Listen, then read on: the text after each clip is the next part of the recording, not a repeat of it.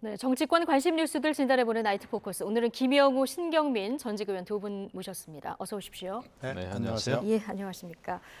자, 이태원 참사 부실 대응 논란으로 탄핵 소추된 이상민 행정안전부 장관에 대해서 오늘 헌재의 만장일치 기각 결정이 내려졌습니다. 이 장관은 167일 만에 업무에 복귀했는데요. 주제 영상 먼저 보고 오시겠습니다.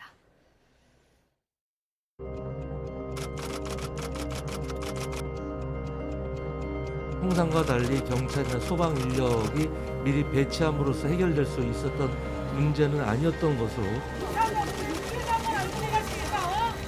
그냥 모른 척하고 가시는 거야. 누구랑 먼저 말씀을 나누셔야 되는데요. 행정안전부 장관 이상민 탄핵 소추안은 가결되었음을 선포합니다. 일부 국정의 혼선과 차질이 발생하고 국민 여러분께 심려를 끼쳐드리게 되어 다음과 같이 선포합니다. 주문, 사건 심판 청구를 기각합니다. 우리는 지난 2022년 10월 29일에 그 참담했던 아픔을 오늘 또 느낄 수밖에 없었습니다.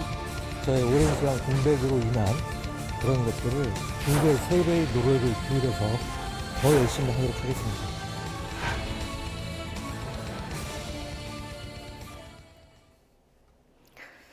네, 자, 국무위원에 대한 헌정사상 첫 탄핵 심판이었는데요. 기각 결정으로 마무리됐습니다. 만장일치 기각 결정이 내려졌는데요. 예상하셨습니까? 만장일치까지는 몰라도 기각될 것이라는 그 예측은 뭐 여당이든 야당이든 예측이 좀 많았어요. 예. 왜냐하면 이제 법적인 측면에서 이제 헌재가 그 판결을 내린 것이기 때문에 그런 예측은 좀 가능은 했습니다. 근데 이제 결국 만장일치죠. 이런 상황에서는 제가 볼 때는 여당이든 야당이든 이 헌재 판결을 어떻게 겸허하게 잘 해석하는가 굉장히 중요하다고 봅니다. 네. 이걸 가지고 이 사건에 있어서 승기를 잡았다. 뭐 이런 식으로 아마 해석해서는 좀 곤란하지 않겠나 싶고요. 일단은 그 이상민 행안부 장관에 대해서 탄핵 소추를 좀 급하게 밀어붙인 측면이 있죠, 민주당이. 그래서 예. 결국은 167일이라고 하는 그 국무위원회 업무 공백이 생겼습니다. 그래서 네. 그거에 대해서는 이제 민주당도 좀 자성해 봐야 된다 이렇게 생각하는데, 근데 이 헌재 판결이 나오고 나서도 민주당에서는 이상민 장관은 도덕적 책임을 지고 물러나야 된다 이렇게 또 계속 네. 해석을 하는 그런 목소리가 있더라고요. 예. 저는 그래서 곤란하다고 생각합니다. 여야 모두가 좀 정치적으로 해석을 그렇죠. 하면 안 된다. 일단은 그 업무 복귀 빨리 하는 게 맞고 지금 이제 피해 또 네. 복구해야 되는 상황이고요.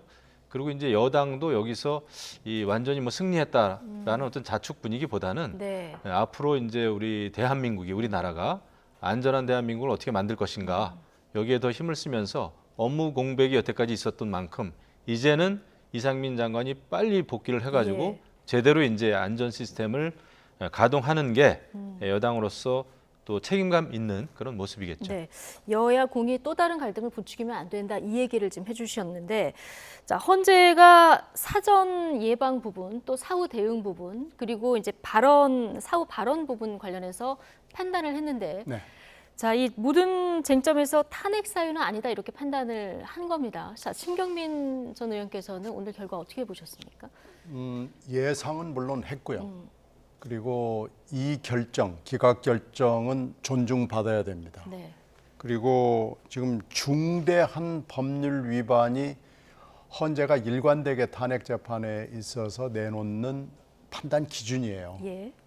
그러니까 그것이 국무위원이 됐건 대통령이 됐건 지금 탄핵을 받아들인 것도 지금 있잖아요. 그리고 기각한 것도 있는데 기각을 했을 때의 이유도 또 인용을 했을 때 받아들였을 때의 이유도 중대한 법률 위반이 있었느냐 없었느냐라는 겁니다. 노무현 전 대통령 탄핵 때도 똑같은 기준을 제시를 했습니다.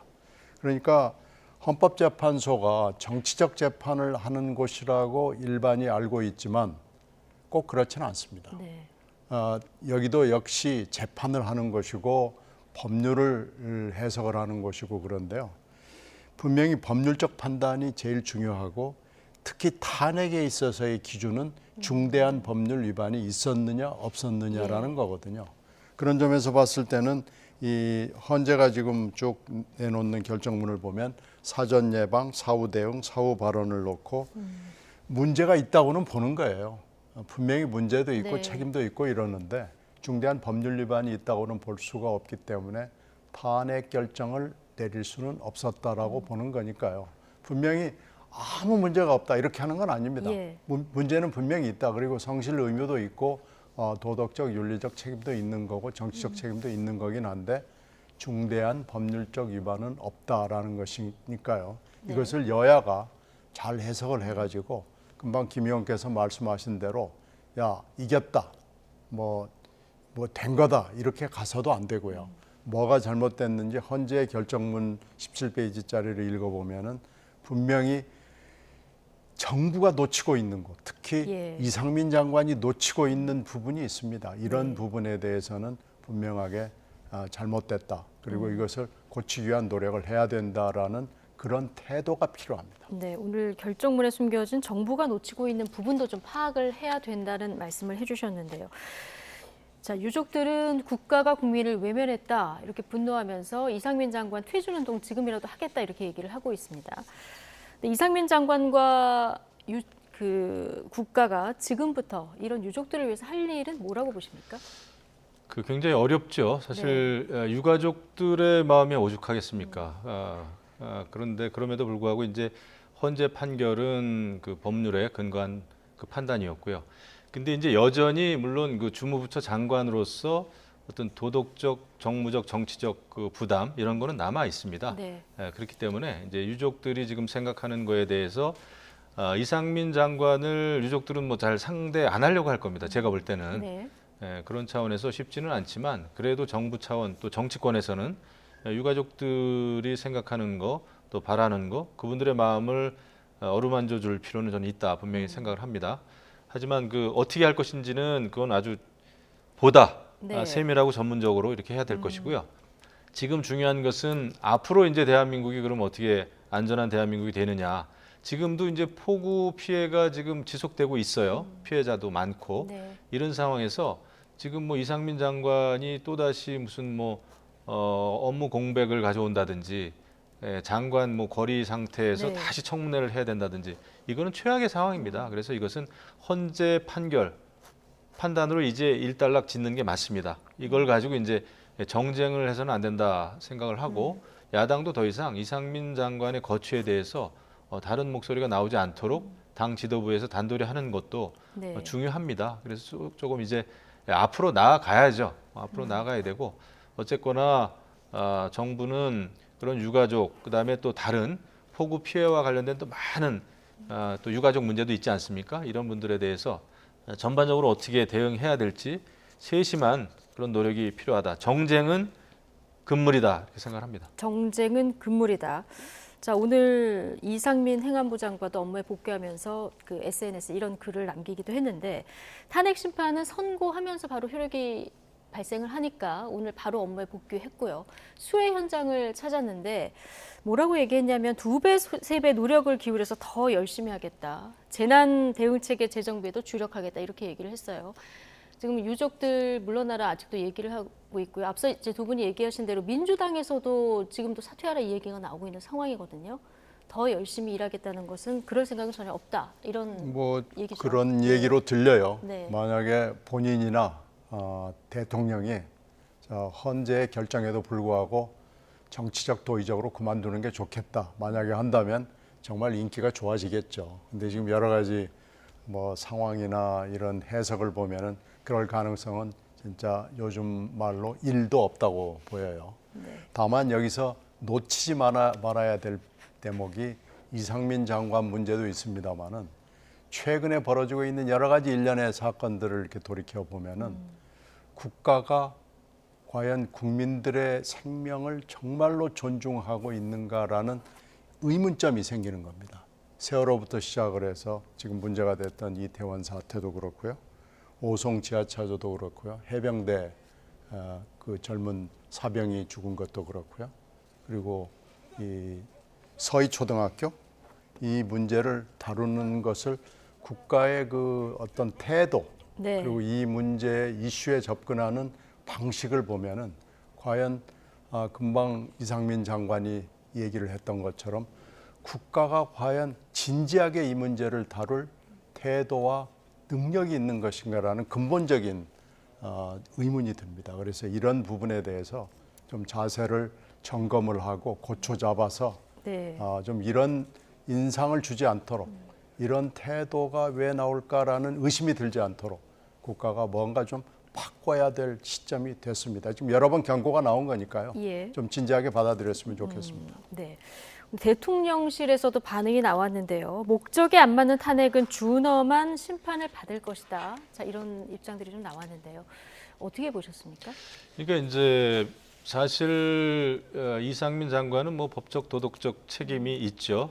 그래서 이제 그 사건이 발생하고 나서 즉각적으로 뭐 사퇴의 그런 그 목소리도 굉장히 높았습니다. 하지만은 민주당이 이제 탄핵 소추를 밀어붙였죠. 그래가지고 결과적으로는 업무 공백이 또 있었고 그 사이에 또 많은 재난재해 사건이 또 벌어졌습니다. 그렇기 때문에 아마 그런 거에 대한 민주당에 대한 비판으로 저는 이제 받아들이는데 그거는 뭐 국무위원이 업무 공백을 가져왔으니까 민주당이 이제 탄핵 소추를 하면서 그거에 대한 비판이라고는 보지만 이제는 현재와 이제 미래, 내일을 생각해야 될 때다 이렇게 생각을 합니다. 그래서 이제 그 행정안전부 주무부처 장관이니까요. 그리고 장관 스스로도 이제 수해 복구 현장으로 달려가지 않았습니까?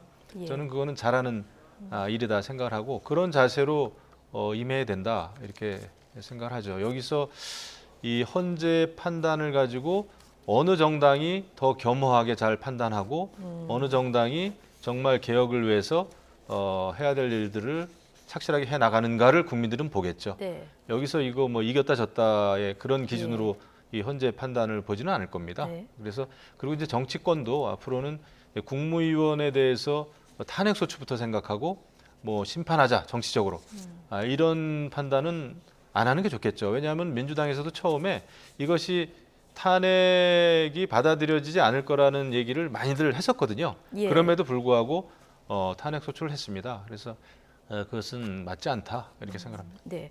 지금부터 어느 정당이 어떻게 하느냐 이거 국민들이 보고 다 판단할 것이다 이렇게 보셨는데요. 자, 여당은 어쨌든 조금 전 말씀드린 대통령실 입장하고 비슷한 그 기조를 보이고 있고요. 야당은 여전히 좀 책임에서 자유로울 수 없다 이런 입장이긴 한데요. 자, 지금 박광원 원내대표가 있고요. 그리고 탄핵을 주도했었던 박홍근 원내대표가 있는데 그 전현직 원내대표 사이에는 약간 좀 온도차가 느껴지는 것 같습니다. 네, 약간 차이가 있죠. 네. 뭐 당시에 원내대표로서는 이렇게 얘기할 수밖에 없다는 생각은 들어요. 근데 당시에 전술 전략적 정치적 결정에 의한 거거든요. 그러나 지금은 상황도 좀 바뀐 데다가 당시에도 이게 헌재에서 받아들여질 가능성이 너무나 낮다. 네. 아무리 헌재가 정치적 기관이라고는 하지만 그래도 법적 토대 위에서 결정을 내리는 거기 때문에 법적인 것을 검토하지 않을 수가 없고 그것을 염두에 두지 않을 수가 없는데 너무 정치적 결정을 한 것이 아니냐라는 비판이 있었고요. 그 비판이 불행하게도 민주당 입장에서는 불행하게도 맞아 떨어진 겁니다. 예. 그러니까 그런 점에서는 전술 전략을 그 당시에 잘 썼어야 되는데 어떻게 써야 맞다고 보십니까? 저는 그 당시에 탄핵으로 바로 몰고 가는 것보다는요. 예. 일단 뭐 해임 건의안은 네. 일단 당연히 냈어야 되고요. 네. 해임 건의를 했는데 저 민주당에서는 대통령이 받아들이지 않았다 이렇게 주장을 하고 있거든요. 네, 해임 건의를 통해서 분명히 이 사람이 정치인으로서 또 국무위원으로서 자질이 없다는 것을 충분히 더 홍보를 하고 프로모션을 함으로써 어떻게 보면 이상민 장관의 자격 없음, 윤석열 정부의 무모함을 드러내는 걸로 족하다고 생각합니다. 그 해임 건의로서 정치적 공격을 더 날카롭고 장기적으로 하면서 하는 데에서 그쳤으면은 아마 지금과 같은 이렇게 몇 달이 지난 뒤에는 정치적 상황과 지형이 달라지면서 이것이 타격이 되거든요. 네. 왜 그러냐면은 장관이 없어가지고 이 수해 대책에 문제가 있었다라고 하는 쓸데없는 말하자면 어떻게 보면은 괜히 정치적 부담을 갖는 거예요. 당장 오늘 국민의힘이 네. 그 얘기를 했어요. 그 얘기를 하는 거예요. 5달 그러니까 이상 공백이었는데 그 당시에 네, 예. 그 당시에 이런 상황을 예측하지 못했거든요. 그런데 이 정도 시간이 되면 이 헌재 결정이 나오게 되고 그 당시에 이런 것을 우리가 예상하지 못했거든요. 그러니까 쓸데없는 덤태기를 쓰는 거예요. 사실 이거하고 수혜하고 이게 민주당 책임이다라고 하는 데 대해서 아무 관련성이 없거든요. 그러니까 이렇게 정치적 지형이 바뀌면서 쓸데없는 부담을 안고 덤태기를 쓰게 될 가능성이 예. 있기 때문에 당시의 정치적 결정을 조금 더 신중하게 하고 그 공격의 포인트를 더 분명하게 하고 여러 가지 정치적 또 다수 의석을 가진 정당으로서 할 수 있는 일들을 더 좀 가다듬어서 하는 것이 훨씬 더 나았지 않나라고 생각합니다. 예. 그 지금이라도 늦지 네. 않았습니다. 민주당은 이상민 장관이 업무 복귀한 이상 빨리 수해 복구도 그렇고 잘해주길 바란다 이렇게 해야 돼요. 그런데 오늘도 보니까 뭐 보수 헌법재판관 숫자가 많기 때문에 이런 네. 결과가 나왔다 막 그러는데 만장일치로 나왔단 말이죠. 그래서 이것을 자꾸 진영 보수와 진보의 그런 그 진영 논리로 해석을 하면 안 된다 이거죠. 그래서 이제는 업무 복귀했으니까 최선을 다하는 것이 이제 맞다 그렇게 네. 생각합니다. 헌재의 결정이 나온 만큼 이제 또 다른 갈등보다는 양당 모두 이제 새롭게 국민을 위해서 무엇을 해야 될 것인가. 자, 이 부분을 생각해야 된다는 것이 오늘 두 분 전직 의원의 얘기셨고요. 자, 수해 복구에는 여야가 한 마음인 것 같습니다. 오늘 모두 여야 모두 다 이제 수해 현장으로 갔습니다. 여당은 익산을 갔고 야당은 아마 부여로 간 것 같은데요.